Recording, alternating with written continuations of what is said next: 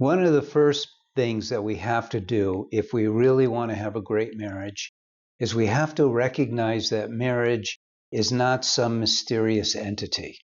Even though most of us get married, frankly, because everyone gets married, it's the thing to do. What is left off are the rules and the guidelines and the structure and basically how do you be married successfully. And so I'm going to touch on a couple of these issues in this video, which is explaining why our marriage will get cold over time and we don't even see it coming.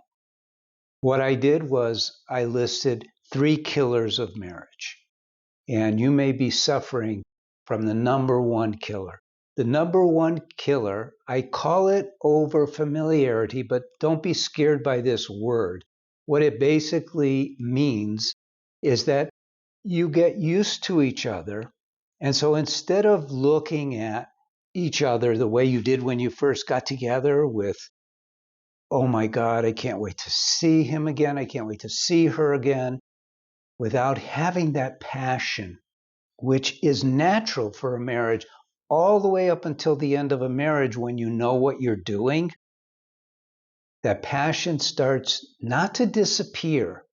Be very clear about this in your own mind, but it becomes eclipsed by 2 things. One is the day-to-day stuff that starts taking over our mind, and we have to see to this, we have to see to that, we've got to pick up the kids, what's going on here, how am I going to make the bills this month? All of the stuff of life eclipses. But what's worse is this over-familiarity. What it means is we're starting to see, instead of those positive things that we saw in each other, we start seeing the negative things. And they start showing up front and center. A good analogy is this. You go to a park and there's this beautiful grassy field and trees and people are hanging out, but over in a corner a dog pooped. And your eye goes right to that. This is human nature. It's not a bad thing. It is what it is. It's real. But when we're married, we are not to do that. When we see ourselves doing that, what we have to do is remind ourselves, no, my wife or my husband is not perfect, and I'm not either. And so what I can do is control my mind, control my thoughts, and start reiterating to myself those very positive attributes that I love so much. And that will really help you. But the marriage, if you don't do that, will start to get cold. And that is the beginning of the end of your marriage. What I say to that is, number 1, do not give up. Number 2, do not settle. These are big things. And now we're going to talk about those in a different light. Hi, I'm Paul Friedman, founder of the Marriage Foundation. Been saving marriages since 2001. Now, what can we say about not giving up and not settling? These are 2 big deals.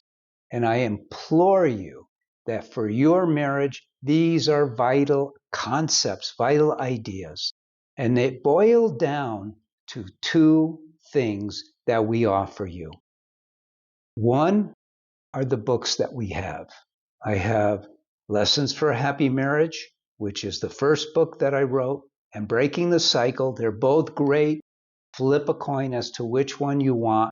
That's for not settling.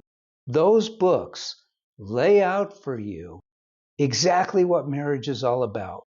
The guidelines, the intricacies, delves into communication, all the things about marriage that you need to know. And let me tell you right now, if your marriage is doing fine, but you just have this little problem here, this little problem there, but it's basically doing fine, don't settle.